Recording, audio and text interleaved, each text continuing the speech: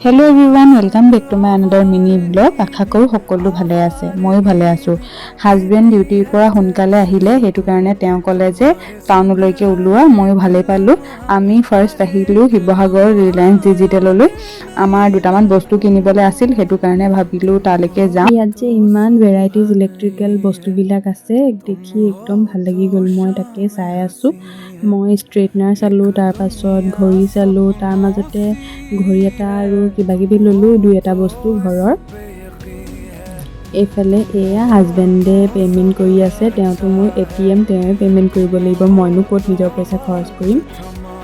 আমাৰ বজাৰ কৰা হৈ গ'ল। তাৰপাছত ভাবিলোঁ টাউনলৈ ওলাই আহিছোঁ যেতিয়া শিৱসাগৰ পুখুৰী পাৰলৈনো কেনেকৈ নাযাওঁ। শিৱসাগৰ পুখুৰী পাৰটো এক পাক ধুনীয়াকৈ মাৰি ল'লোঁ।